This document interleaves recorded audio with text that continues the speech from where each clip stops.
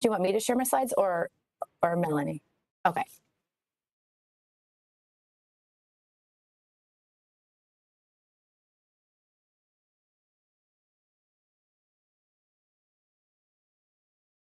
Okay, I'll go ahead and start the introduction as our slides come up on the screen here.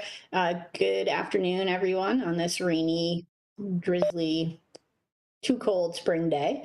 I'm Amy Gorn. I'm the director of InCHIP, and I'm pleased to introduce our speaker today. We have Dr. Genevieve Dunton with us. She's a professor of population and public health sciences and psychology, and a new chief of the Division of Health Behavior Research at the University of Southern California. Dr. Dunton does innovative research which examines health behaviors related to many different chronic disease risk factors in both children and adults. And the focus of this work is physical activity and nutrition. She's the director of the USC REACH Lab, Real-Time Eating, Activity, and Children's Health. And their lab develops, tests, and applies real-time data capture methodologies, which we're going to hear about today, and applications using smartphones, wearable devices, to really understand better the psychological, social, and environmental factors that impact eating and physical activity. She is tremendously productive. She's PI on numerous grants funded by NIH, also the American Cancer Society. She's published almost 200 peer-reviewed publications. And in addition to leadership positions at her university, she's held leadership positions in national organizations, including APHA, and been part of the National Academy of Sciences. We're incredibly fortunate to have her here with us virtually today. Dr. Dunton, thank you for your time and for sharing your expertise with us. Well, thank you. I appreciate that introduction, and thanks to you, Amy, and as well as Melanie Skolnick for inviting me and hosting this session. So it's a big pleasure to be here. It's afternoon for you and morning here for me on the West Coast. And what I'm going to do today is discuss some of our recent work that Alex Rothman and I have been doing surrounding how we can apply intensive longitudinal data to help us understand health behavior maintenance. And this is especially in the face of life-altering situations such as the COVID-19 pandemic. So it's interesting because prior to the pandemic, Alex Rothman and I had been working on a theory describing how people shifted back and forth between automatic and reflective systems in order to maintain behavior. And we really never imagined that it would be as relevant as it is, and it has been over the past 2 years during the COVID-19 pandemic. And so as much as we might not like to admit it, the pandemic may have permanently changed the way we live our lives in many ways. And this is including working from home and how our children go to school and how we interact with others, and also how we engage in and maintain our health behaviors. So I want to start by making an important distinction between repeated occurrence health behaviors and limited occurrence health behaviors. So what I mean by repeated occurrence health behaviors are behaviors that need to occur in higher frequency in order to have a significant health impact. So these are behaviors such as physical activity and healthy eating and perhaps engaging in safe sexual behaviors. They need to happen, more than once. So in some cases in physical activity, healthy eating, this needs to happen daily or multiple times per day in order to really have a health benefit. And because of that, there's days in which one may engage in the behavior and days which they may not. And so we often think of them as having time varying explanatory factors. And that means that they have things that explain them that vary over shorter periods of time. So things such as contexts, or perhaps stress or mood or emotions might influence these types of repeated occurrence health behaviors, as well as other things. And that's in contrast to limited occurrence health behaviors. And these are behaviors that occur less frequently. So they could be our vaccinations that we're seeing. And I say less frequently, and here, every 6 months or so, but perhaps annually, or engaging in diagnostic testing or screening for cancer. And so these occur less frequently, so it could be annually or every few years. And for that reason, they may be more explained by time invariant explanatory factors. So things that don't change much over time. So these could be things like access to healthcare or health literacy. And in this webinar, I'm going to focus on the maintenance of repeated occurrence health behaviors. And we're going to focus specifically on physical activity. That's where the bulk of my research occurs. And so we care about the maintenance of physical activity over the long term because if we want to lower risk of chronic diseases that are linked to physical activity, it does require sustained engagement with the behavior over some length of time. It's not that engaging in one episode of the behavior once a year is going to do a whole lot, right? And we also are interested in understanding maintenance of physical activity because we see with the data that lapses in physical activity are quite frequent. And there's some debate over what a lapse, how it should be defined in physical activity. But there have been some studies that do show that it is quite common. And a study by David Conroy and his colleagues found that in overweight postmenopausal women, there was over 60% had one or more lapses across a 6-month period. And they define lapse in that case as a period of time, 2 weeks or more, when physical activity was no longer engaged in. So we also are interested in care about physical activity maintenance because when you have these lapses in physical activity, they can have negative mental and physical health consequences, the lapses in themselves. So there's some research that shows that even if physical activity levels significantly decrease for 2 or more weeks, so perhaps, if you get sick and you find yourself in bed and you get off of your physical activity routine, you may have lost some of the cardiorespiratory health benefits, and you might have to start, they have diminished a bit. And then also lapses in physical activity can increase the vulnerability to more permanent disengagement with the behavior, or what we might call a relapse, so that the lapse in itself can lead to long-term disengagement. And this also, David Conroy found that this often happened. When there was a short-term lapse, it often continued on to a long-term lapse. So from these data, we can see that long-term physical activity maintenance is difficult. And in the intervention literature, we've seen a pretty common pattern where interventions are relatively successful at helping individuals make initial changes in behavior. And you can see that here in this graph. It's kind of this classic triangle shape.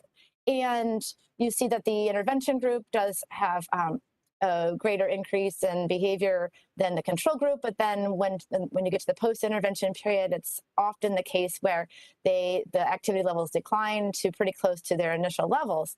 And so this is a challenge. And this is something that have kind of baffled physical activity and intervention researchers for a while. And so it's about thinking about these lapses and relapses and the precursors to the lapse, and trying to help individuals either avoid these disengaging with the behavior and preventing these lapses from turning into relapses. So this is an area of research that we really need to dive into more.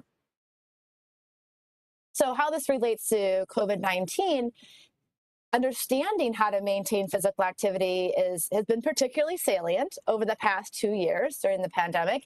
And especially in the beginning, during the early phases of the pandemic, we did see that many health routines were severely disrupted. So there was restrictions imposed in the early days from schools closing and gyms, fitness centers closing. Parks and playgrounds and trails were often restricted, especially in California here. Youth sports and activity classes were canceled. And although many of these, thankfully, many of these facilities and programs have reopened, they have reopened in some cases with certain restrictions. And we have to be aware that with each new variant and COVID surge, and we even saw this with the Omicron surge, we face similar barriers to maintaining physical activity. So these potential changes to our everyday lives led us to investigate how the COVID-19 pandemic affected physical activity behavior. And this is some data that my research team collected during the first 2 months of the pandemic, so between early April and late May of 2020. And what you can see here is that there was quite a clear pattern of of decreasing average activity levels. This is based on daily reports through ecological momentary assessment of bouts of activity that were at least 10 minutes long. And you can see that over those first 2 months, there was a mean decline in those activity levels. Let me get my slides to advance. There we go. But the interesting thing was that those data, when you look at the mean activity levels, don't tell the whole story. And we did see that some people were able to maintain physical activity during those early months, despite all those closures, despite their gym being closed, despite the restrictions to potentially parks and other facilities. So this is a subsample of 131 of them who did perform more than one or more physical activity bouts across 28 days. And so these, you can see, so for a subsample, they were able to maintain activity. So this does suggest that there was certainly heterogeneity in response to the pandemic.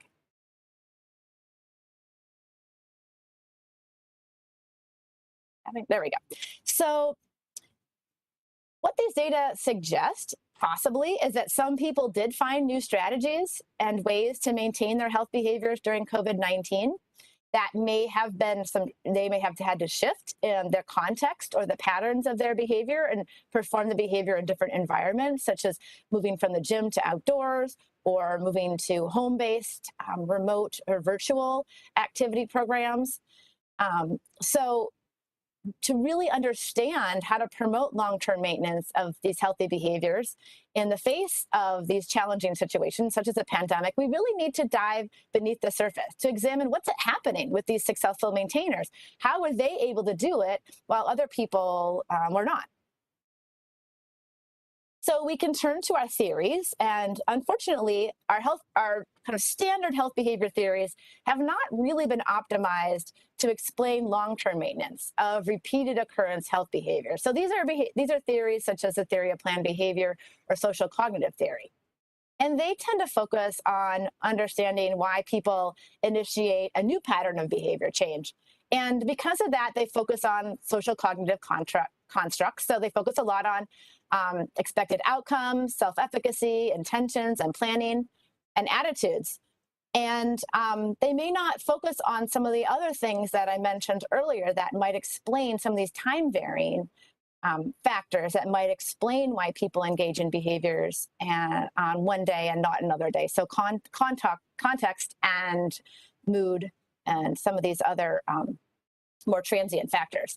And these kind of our first generation of health behavior theories often suggested that prior behavior is one of the strongest predictors of sustained behavior. So whether you're going to continue the behavior is predicted by whether you were doing it in the past, which is kind of maybe seem obvious, but it doesn't really help us to try to figure out how to promote and support maintenance.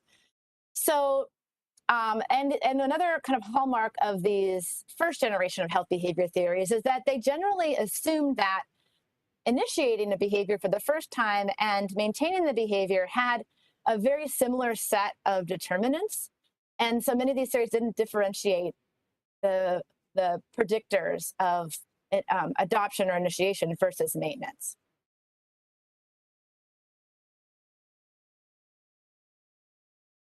Get this to advance. There we go. Okay, so but we have some more recent theories of health behavior maintenance that have emerged over the past 10 to 20 years or more. And these tend to map onto one of the two systems in what we're calling dual process models. So some of you may be familiar with these models and some may not, but dual process models suggest that decision-making and behavior is dually influenced by two types of processes. And one of the processes is called the type 1 process is automatic, and it is pretty fast and it's reactive. It's often cued by features of the environment, and then it becomes related to habitual. It's a habitual reaction to when you're exposed to the same context over and over again. So this is like when you get in your car and you put your seatbelt on, you probably aren't thinking about it or deliberating it or even aware that you do it, but you sit down and you're cued by your context. So this occurs often without conscious awareness. And so these types of processes have been used to describe habits and habit formations, as well as affective motivation, or hedonic motivation, as it's been called. So when we have urges or cravings for things, and we might not be consciously aware of them, but they drive us to engage in those behaviors.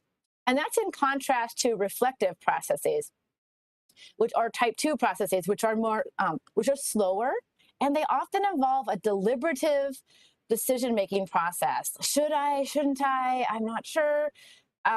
Maybe more, they require more effort and more self-control, self-regulation. They might involve more of a risk-benefit analysis. And this occurs, you can imagine, for limited occurrence health behaviors. But these can also occur for repeated occurrence health behaviors, because you may get home from work and you're exhausted and you're like, you should go exercise, but I'm tired, and you kind of wait, but I really should, and you're deliberating on it, and they really require, in some cases, a lot of willpower and an effort and self-control to kind of overcome some of the barriers that exist. So these are theories such as the health action process approach and control theories of behavior. They really adhere to and suggest that reflective processes are important for maintenance.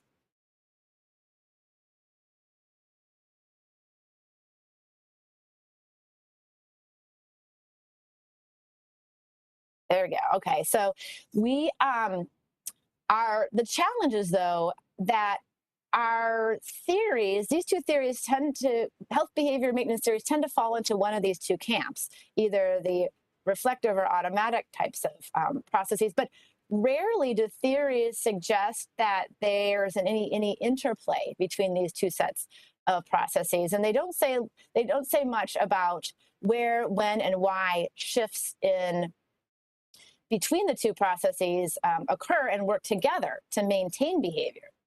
And so you can see here, there's various ways we can think about it and conceptualize it. So when we think about a continuum of adoption to maintenance, and so we could think about, and there's certainly evidence from Alex Rothman and others suggesting that reflective processes may play a more important role in adopting a behavior when it's new to you and it's not a habit yet, but then once it becomes repeated and can be more contextually cued, then in maintenance, the automatic processes may take over.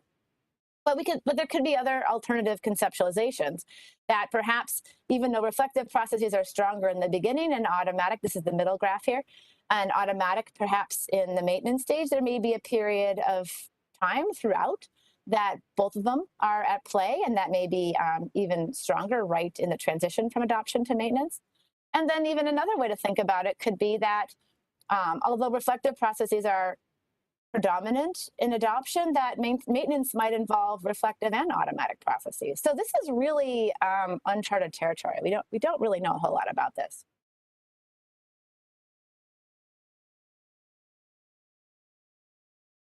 So what is interesting is that we do have many unanswered questions about the timing and the nature of the interplay between these two systems in order to maintain behavior. So, for example, is this shifting between reflective and automatic processes, is that gradual, or is it abrupt? Does it happen over long time scales or short time scales? Do we see more shifting from automatic to reflective than reflective to automatic, or is it symmetrical in both directions? Or do these two processes occur simultaneously, or is it only sequentially, one then the other, on, off, on, off? Are they used equally, or does one really dominate during certain phases of behavior change? So in this presentation, I'm going to refer to a 2019 commentary that my colleagues and I wrote for Translational Behavioral Medicine. And here we propose that on the microtemporal level, so this is, when I say microtemporal, I mean across minutes and hours and days, there may be occasional and temporary shifts back and forth between automatic and reflective processes that need to occur to sustain successful behavioral maintenance. So essentially what we propose, if you think of it in terms of maybe just kind of a classic iceberg metaphor here, that there's quite a bit of shifting that might go on beneath the surface that we don't see in order to maintain behavior on the surface. So we may see someone successfully maintaining behavior, so like we did in our data from COVID-19 in terms of the overt behavior, so things we can observe or measure, perhaps with an accelerometer, but we don't really know what happened underneath the surface to enable that maintenance.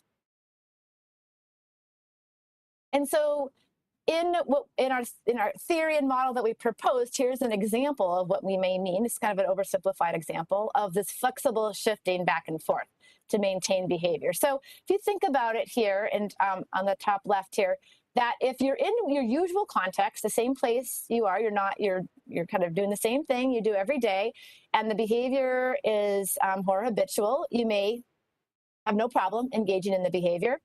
But then if you find yourself down here on the bottom in an unusual context, so maybe you're on vacation, or maybe you're traveling, or maybe there's a terrible snowstorm or something, that if you're relying solely on your automatic processes to maintain behavior, you probably won't engage in the behavior because these are very context dependent. So in that case, you may need to shift over to utilizing reflective processes.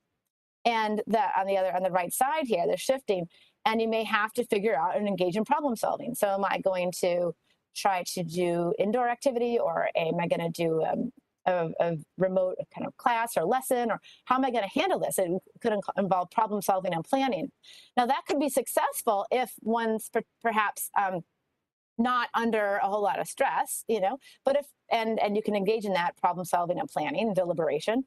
But if let's say that day that it happens to be a terrible snowstorm also was a very stressful day at work, and you don't have any resources left to engage in planning and what can I do? What's my plan B?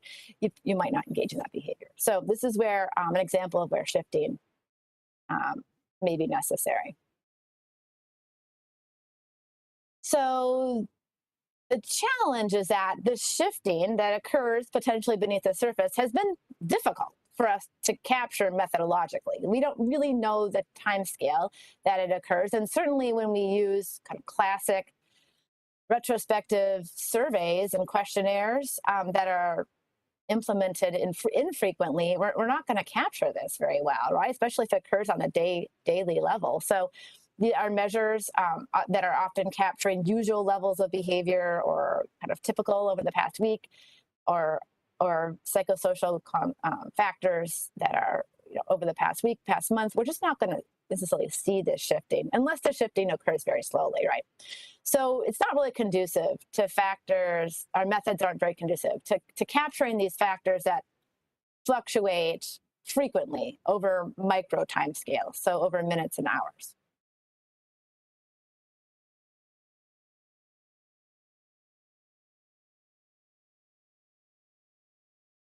And so this is where intensive longitudinal data collection comes into play, and it can be really helpful. So intensive longitudinal data are collected at high frequency and high density, and it's repeated measures data. So they are often collected over a micro time scale, so it could be seconds or minutes or hours or days, and often in real world settings.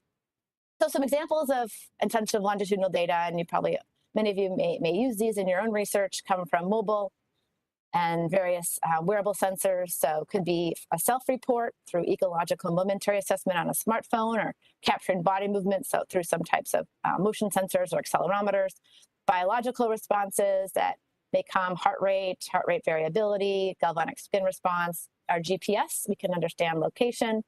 We can look closely at how people are using their phones and their apps, and understand potentially things about their behavior indirectly. We can look at social interactions through phones or communication patterns.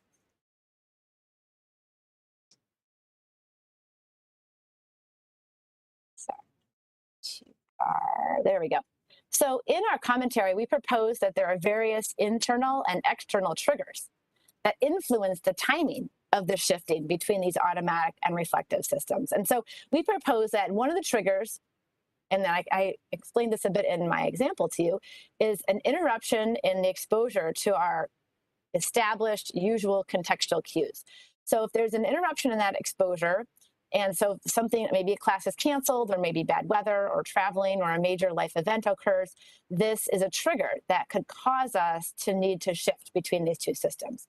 But some other triggers may be a limited availability of various psychological assets. And so what we mean by that is that we may have attention cognitively, or our focus may be depleted. We may have expended a lot of our effort managing emotions. And so our emotion regulation could be down-regulated, or we may just be tired and have low physical energy. And so in those situations, it may require a shift between reflective and automatic systems to maintain behavior. And then another potential trigger is when we have a lack of intrinsic or repetitive motives. And by that, we mean, this is getting more into the affective and motivational domain, where we may be bored. We become bored with the same behavior we've been doing every day, and we're just not motivated. Or maybe we're in pain, or maybe the behavior is perceived to be unpleasant. And in those situations, we may need to shift from one system to the other to maintain behavior.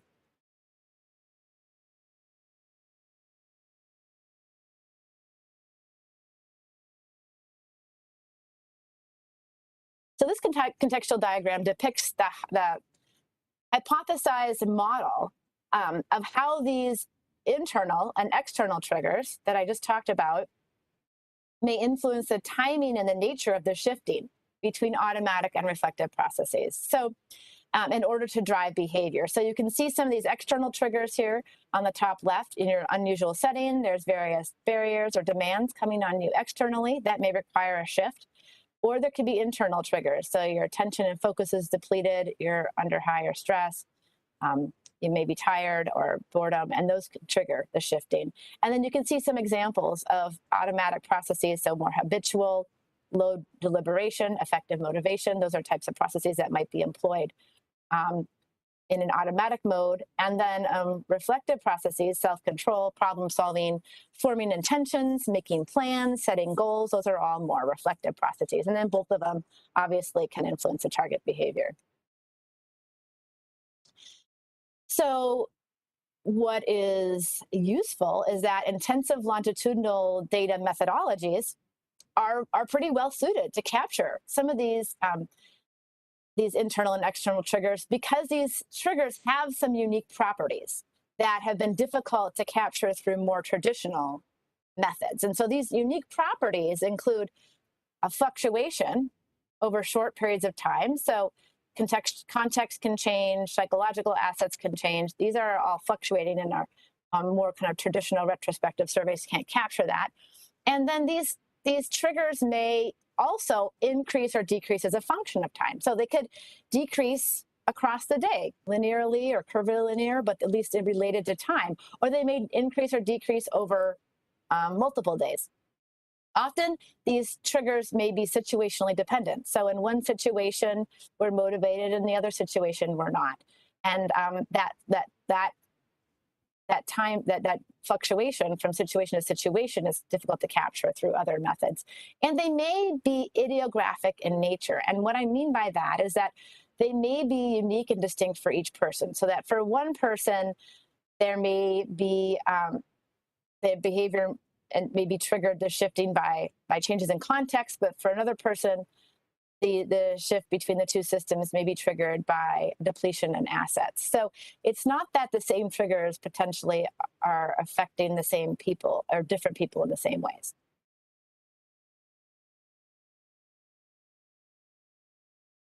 So during situations such as the COVID-19 pandemic, we can begin to see how this flexible shifting from an automatic system to a reflective system when conditions change, and then maybe from a reflective system back to an automatic system when conditions begin to stabilize, may be necessary to maintain behavior across these challenging situations.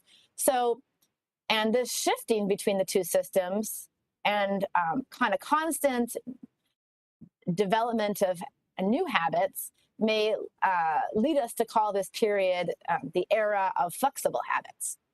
And so just as a kind of oversimplified example, if before COVID, one was regularly going to a fitness center or gym to work out, then they may be relying on more automatic processes because it's just part of their daily routine.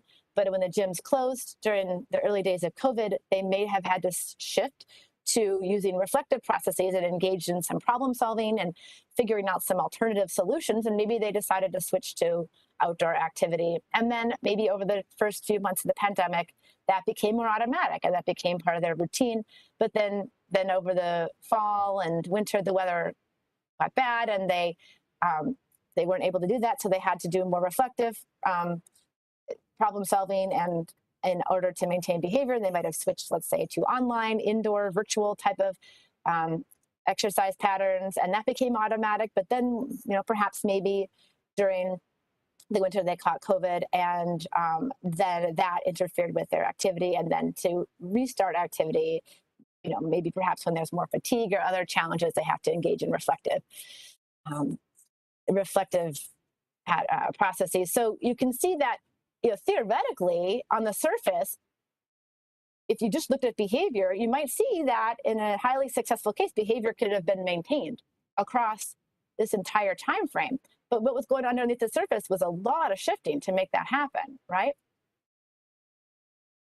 So this era of flexible habits that we're calling it during the COVID-19 pandemic would require shifting back and forth between automatic and reflective systems to maintain behavior. And this is this is especially the case if you want to avoid lapses and relapses. That in order to prevent those lapses, there might need to be some very flexible shifting going on.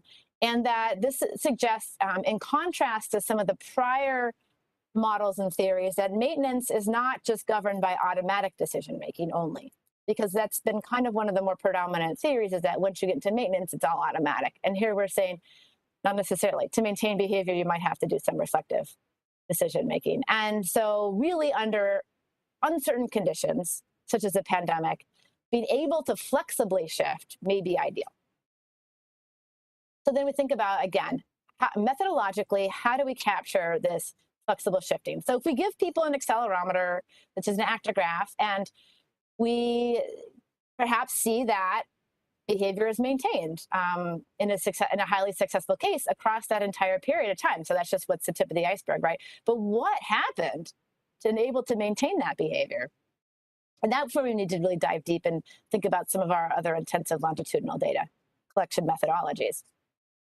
So we have a study that was funded. It's called the TIME study. It's Temporal Influences on Movement and Exercise.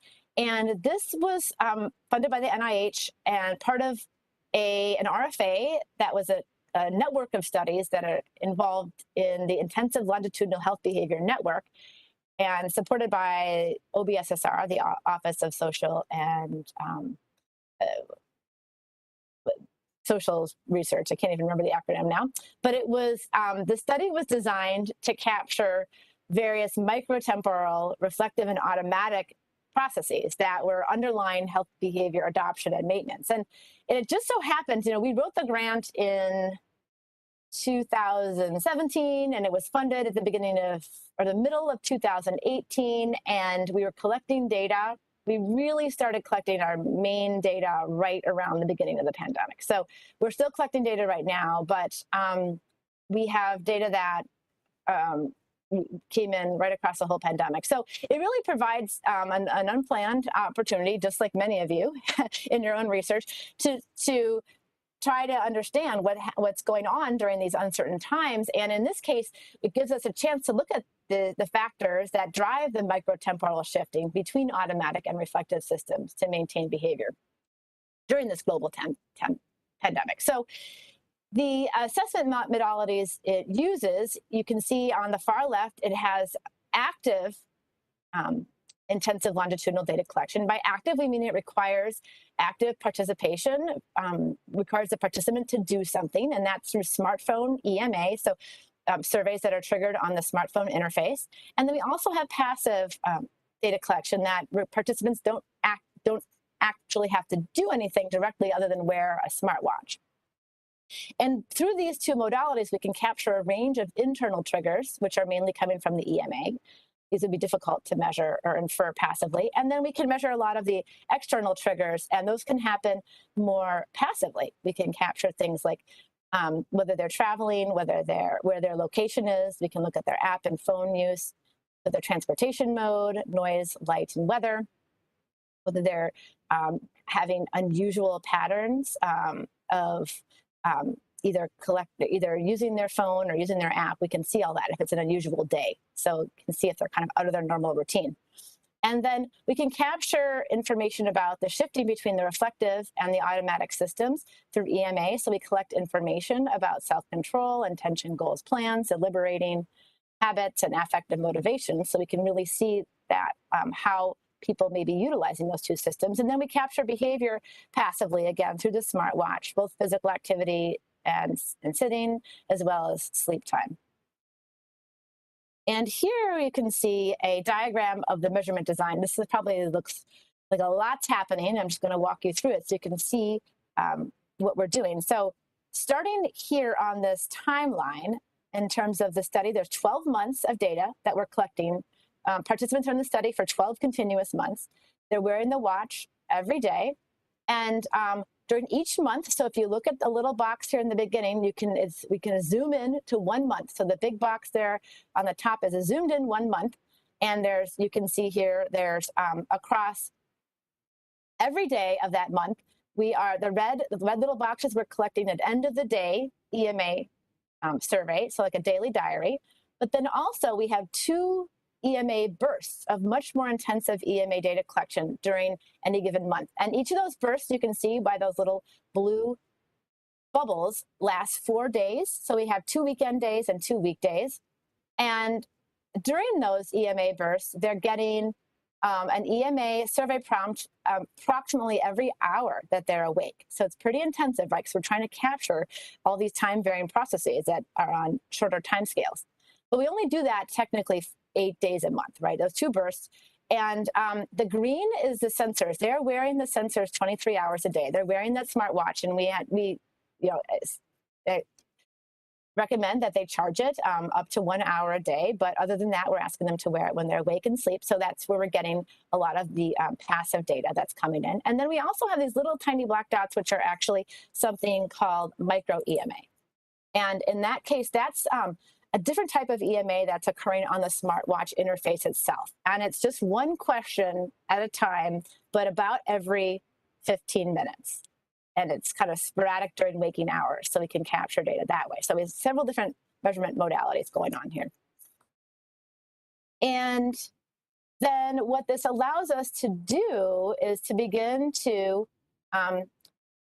through intensive longitudinal data collection, we can look at the variability and patterns in these internal and external triggers that I was describing. So we can see here some of our data, and this is just for, you can see there's 4 different participants in this case, and this data were collected through April through September 2020, so kind of the first 6 months of the pandemic in the time study. And these are just example cases. I just want to show you what this starts to look like. So this was looking at the end of day data. So we have about 1 data point per day for these 6 months. And you can see though on the left, this whether they were under unusual circumstances. We asked people kind of, are you following your usual routine or not? And this is a top case where you could say for the most part, they were following their usual routine, but there were some days which were not at all, right? So you can see several days there that goes all the way to the bottom. And then there's a different case. This is participant 17 on the bottom, where the beginning of the earlier days of the pandemic, they weren't following their usual routine, but then towards the summer into the fall, they were more so. So there's kind of very different patterns there. And then thinking about an internal trigger, we ask about stress, and this is at the end of each day. You can see that the participant 5 on the top there, there's just a lot of fluctuation. They're going from not at all to extremely, and this is describing the entire day. So there's a lot of fluctuation in this case. And then the participant 32, an example on the bottom, is pretty low stress for the most part, but then something happened in September. Maybe they went back to school, maybe they did something different, but it all kind of increased around then. So you can start to see these longitudinal patterns that were going on.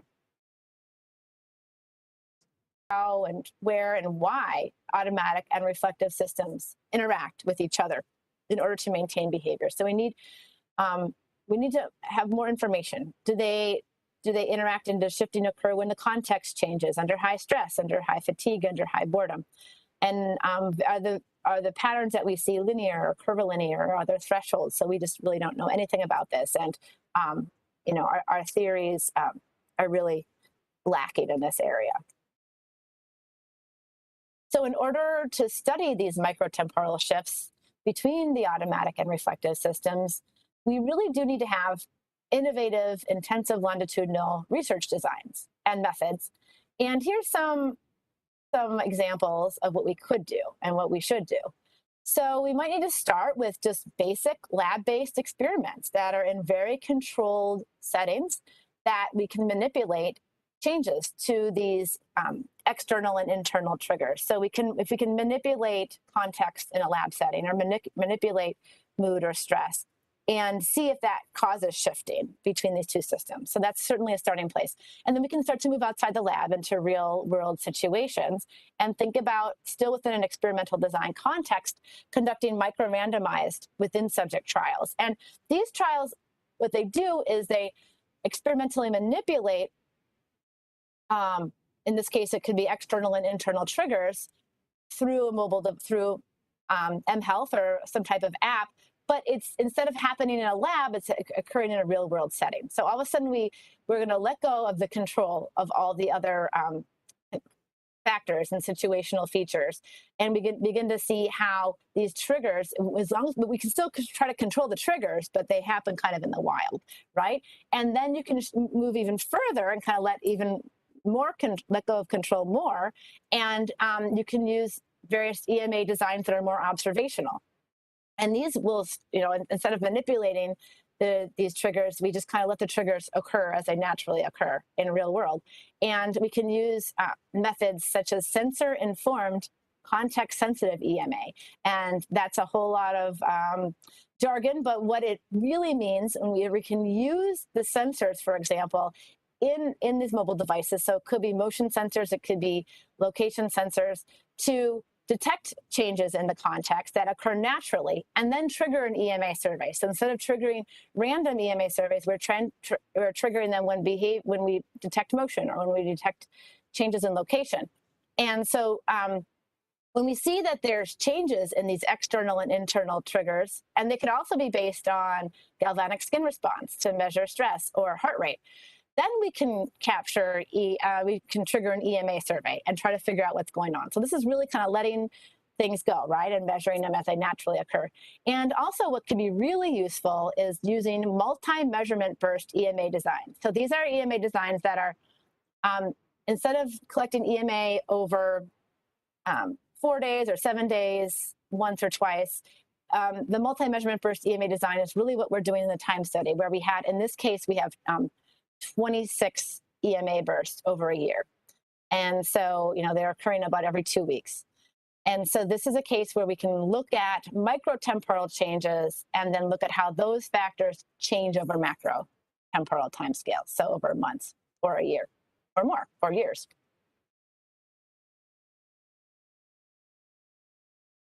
So the ultimate goal of this research is to use intensive longitudinal data to develop new targets for interventions or intervention evaluation benchmarks for health behavior maintenance intervention. So for example, we might use intensive longitudinal data to identify periods when an individual might be vulnerable to lapsing in their behavior. So this might be when the context changes or when they're under high stress. So we can identify that. And even just using this example data I showed you before, for this participant, these days, when they're not following their usual routine at all, might be a pretty vulnerable period for lapsing in their physical activity. And so if we can identify those situations, and in those high-risk periods, you can trigger just-in-time adaptive intervention strategies that help them to shift from the automatic systems, which they may be relying on, to reflective-based systems. So if you realize you're not in your normal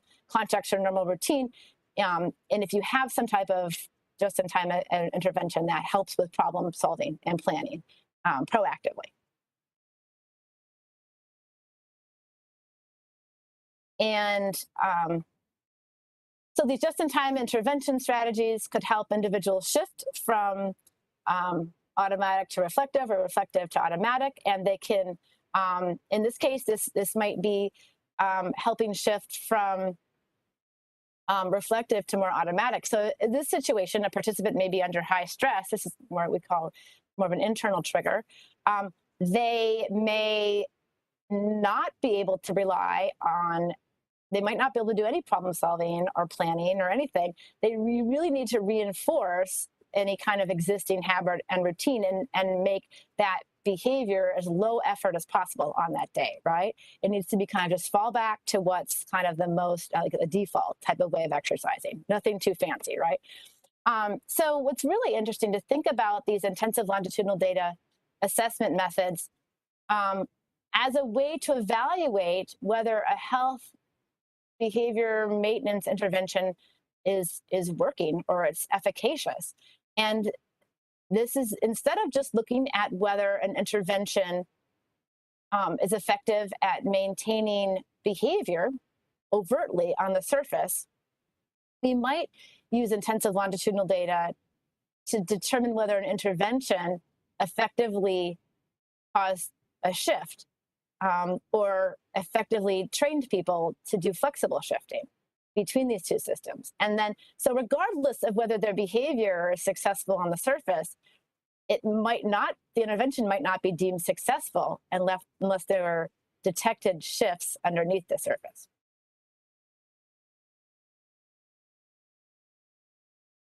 So just to conclude here, don't want to be doom and gloom, but I think, people ask me all the time, why, well, if we study COVID-19 so closely and understand what goes on then and the pandemic ends, what's the point, right? And you probably have all thought about this or talked about this as well. And I think that we can learn a lot from understanding the unusual circumstances that have been thrown upon people during COVID-19 as we face other unusual circumstances in the future. And so we may have other pandemics, we may have other variants, we may have, with climate change, there can be a whole host of other challenging situations that are pushed upon us with weather events or fires, especially here in California. So if we can understand how to help people maintain their behavior in the midst of challenging circumstances that are exemplified by COVID-19, hopefully we can be better prepared to handle these other challenging situations in the future.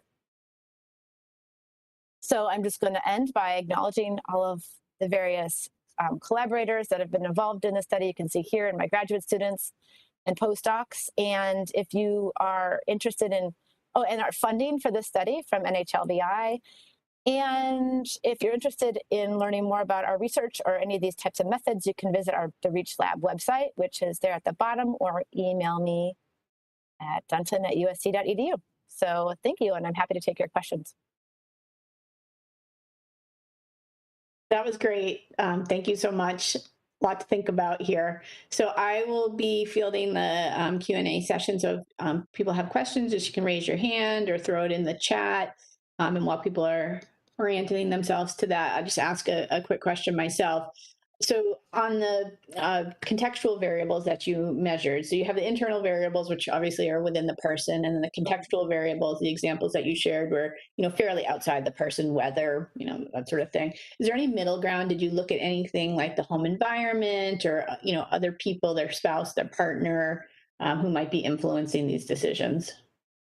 Yeah, that's a very good point. And in this case, what we do capture is whether they're at home and who they're around, but whether it's a partner or a child, or but we don't have a way of capturing either automatically, or passively, or through self-report, kind of more detailed information about what's available in their home environment. It was kind of outside the scope of the study, but I think it's a really good point that intersectionality between the various levels of contextual analysis. One thing that we did hope to employ was a way by which smartphones can recognize other smartphones. And that's a really nice passive way to understand who you're with without having to burden somebody by asking them. And we did propose that in the grant, and we weren't even able to make it happen for a number of technical reasons. And then, there's also challenges with some IRB issues about that too, automatically detecting who's nearby. But I think that's in a really important direction to further pursue, because all those things conceivably can drive behavior. Absolutely. I see Kim turned her camera on. Kim, did you have a question? No? Okay. Oh, you're on mute still. Sorry. Yeah, so anyone have a question, you can raise your hand, but I'll just ask a follow-up question too in the meantime. So obviously my interest is within the home environment and couples and that sort of thing. But do you think about any of these variables as potential, I don't know if moderators is the right word, but moderating the heterogeneity in the shifting? So for example, what I'm thinking of, lived experience, having kids in the home, that is a disruptor that is outside of your control, that easily makes you flip between automatic and reflective processes, maybe more so than someone who's not exposed to that. So I didn't know if you are considering looking at different moderators, whether it's ability to work from home, which I think might also be a potential moderator in the COVID example, but just whether or not you have kids in the home, period.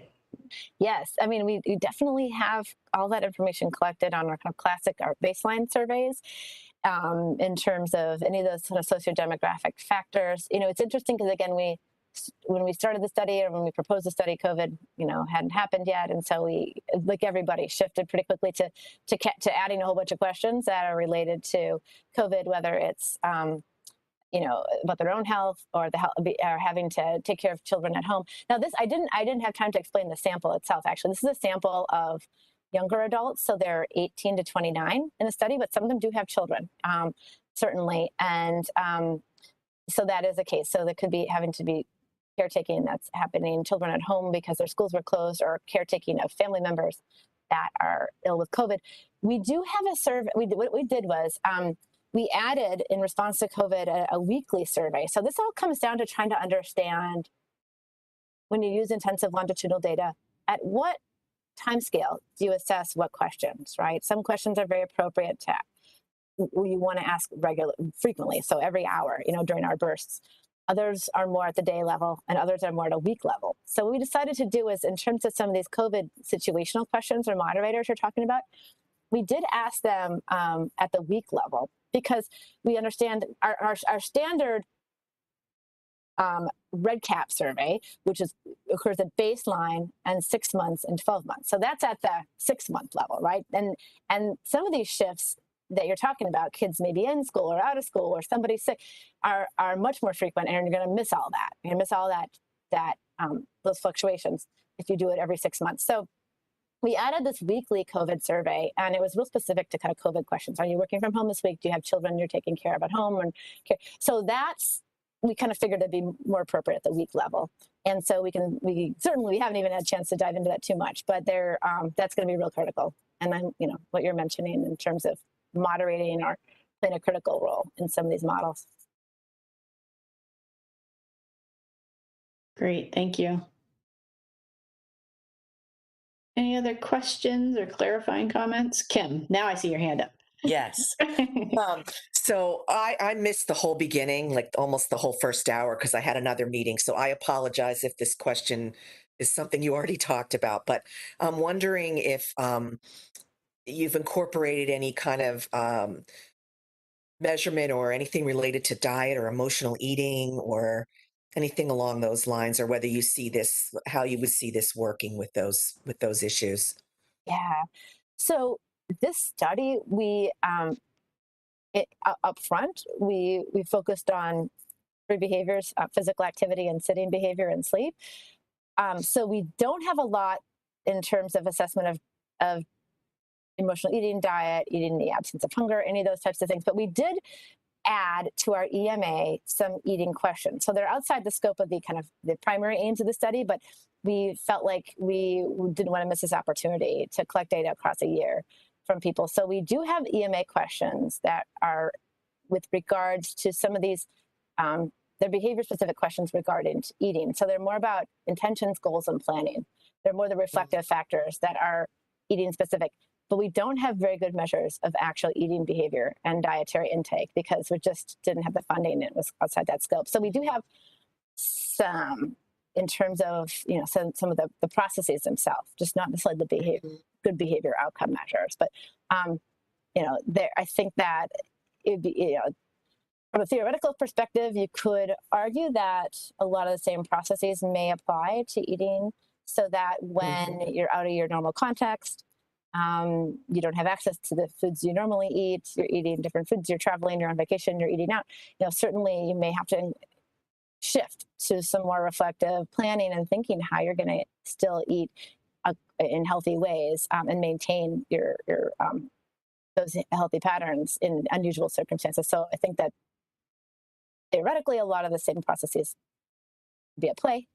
Yeah. But it wasn't. And also with the stress spikes too, that those are times people may eat what they, may choose comfort food or convenience food or fast food or whatever during those stress spike times. So it would be interesting to add that component in the future. Yeah. The study could be done with a whole focus on eating and just much better eating measures.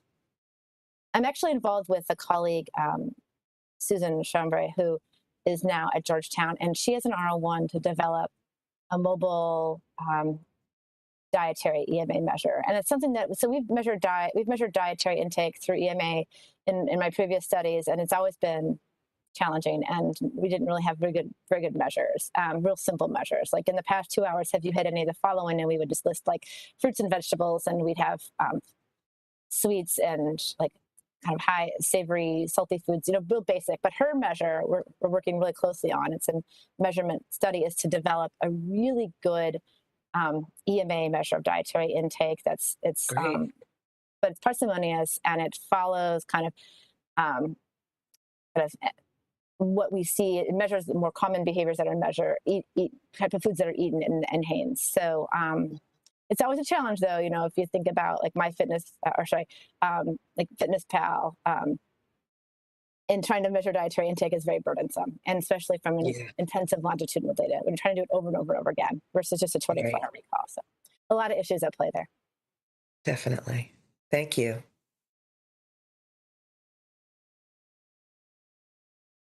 Okay, well, we're at the end of our hour, and I just wanted to say thanks again for joining us.